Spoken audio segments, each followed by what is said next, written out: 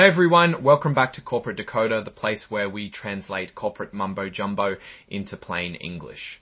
Today we're diving into some juicy details from Match Group. Let's just say their annual meeting had a few surprises, especially for those board members up for re-election. Stick around to find out. Before we get started, if you appreciate getting straight insights from corporate documents, make sure you're subscribed. We also have a Discord community linked in the description below. Come join the fun. So, what's the scoop? Match Group, the company behind dating apps like Tinder and Hinge, just filed a report about their annual stockholders meeting that happened in late June of this year. It was about voting on a few important things like who gets to be on the board, how the executives get paid, and some big changes to how the company is run. Let's break it all down piece by piece, shall we? First, let's talk about new appointments. At the annual meeting, the stockholders gave the thumbs up to a change in their stock plan, the Match Group Inc. 2024 Stock and Annual Incentive Plan, which is basically a way to give employees stock as a reward, got an update. They're adding over 4 million shares of common stock to the plan on top of extending it for 10 more years. This probably means they're serious about keeping their employees happy and motivated. In addition to this, Daryl Cavins was appointed to the board and as chair of the board's audit committee.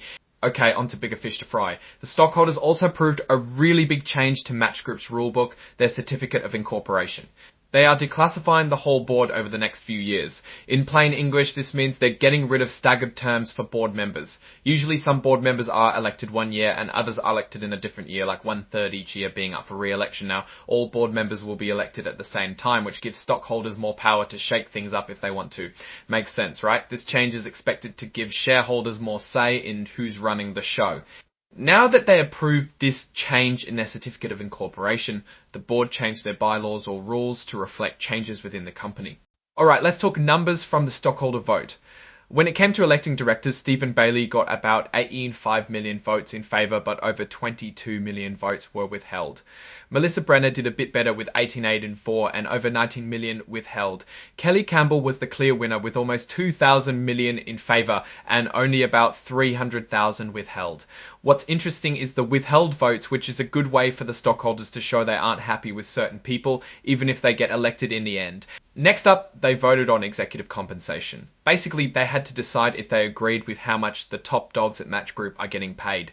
About 200 million voted yes, while almost 7 million voted no. It's an advisory vote, so it's not binding, but it sends a clear message about what stockholders think. The stockholders had to approve the amended and restated 2024 Stock and Incentive Plan, with about 162 million votes in favour and about 39 million votes against. Then the stockholders ratified Ernst & Young LLP as Match Group's accounting firm for basically checking their books for this year. This passed pretty easily with almost 13 million votes in favour. Seems like everyone is happy with the auditors. Finally, there was the vote on declassifying the board. We talked about it earlier, but here are the numbers. About 207 million voted yes, meaning they're in favour of getting rid of those staggered terms. This is a clear win for stockholders who want more control over the board. For those of you who want to dig even deeper, Match Group included a bunch of exhibits with this report. There's the full text of the amended certificate of incorporation, which is their rulebook, the amended bylaws, and of course the details of the stock plan. Anyone interested can find links to these documents in the filing. Now, what does all of this mean for Match Group?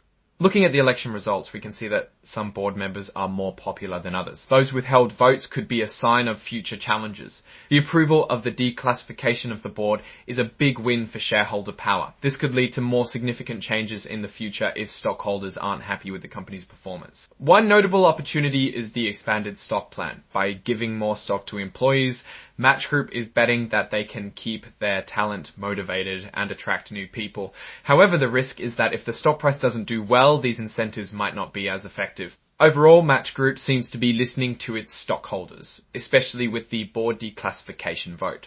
This could either be a sign of a company that's willing to adapt or a sign that the company is willing to give stockholders more control. Alright, that's our breakdown of Match Group's latest filing. What's your take on these changes and what they signal for the company's future? Drop your thoughts in the comments. If this analysis was valuable, hitting that like button really helps, and subscribe for more deep dives. Don't forget to check out the Discord in the description. Thanks for watching. See you next time.